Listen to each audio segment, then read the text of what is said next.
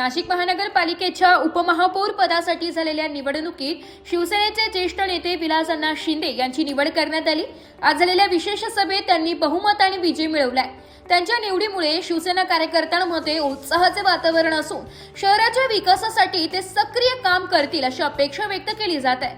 विविध पक्षांच्या पदाधिकाऱ्यांनी व नगरसेवकांनी त्यांचे अभिनंदन केले। काही दिवसांपूर्वी उपमहापौर विलास अण्णा शिंदे यांच्या मातोश्रींचे दुःखद निधन झाले होते। या कठीण काळातून सावरत आज त्यांनी उपमहापौर पदाची जबाबदारी स्वीकारली आहे। त्यांच्या आईचे स्वप्न आज पूर्ण झाल्याने नागरिकांमध्ये भावनिक आणि उत्साही वातावरण पाहायला मिळाले। अनेकांनी ही निवड त्यांच्या आईला अर्पण असल्याची भावना व्यक्त केली आहे। दुःखावर मात करून जनसेवेचा वसा पुढे नेणाऱ्या विलास अण्णा शिंदे यांच्या निवडीचे सर्व स्तरातून स्वागत होत असून त्यांच्या नेतृत्वाखाली शहराच्या विकासाला नवी दिशा मिळेल अशी आशा नागरिकांनी व्यक्त केली आहे।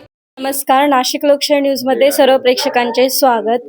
तर नाशिक महानगरपालिकेची निवडणूक नुकतीच पार पडलेली आहे आणि उपमहापौरपदी विलास अण्णा शिंदे यांची निवड झालेली आहे।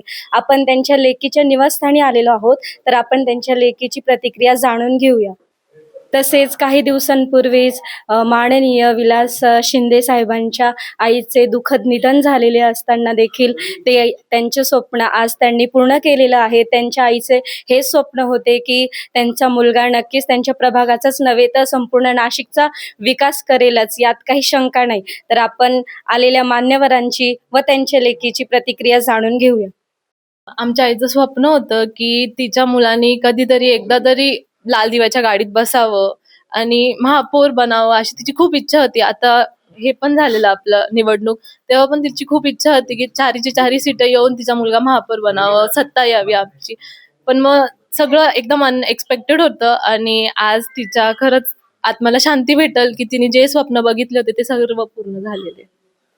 नक्कीच ताईंनी सांगितल्याप्रमाणे जे आईचं स्वप्न होतं ते येणाऱ्या काळामध्ये पूर्ण होणारच आहे आणि येणाऱ्या काळात जो सिंहस्थ मेळावा आहे, साधू महंत जे आपल्या नाशिक नगरीमध्ये येणार आहे, त्यांचे कार्य देखील सरांच्या हातून घडणार आहे। त्यामुळे त्यांच्या आईला देखील शांती भेटणार आहे आणि संपूर्ण नाशिक जिल्ह्याचा विकास केल्याशिवाय सर राहणार नाही।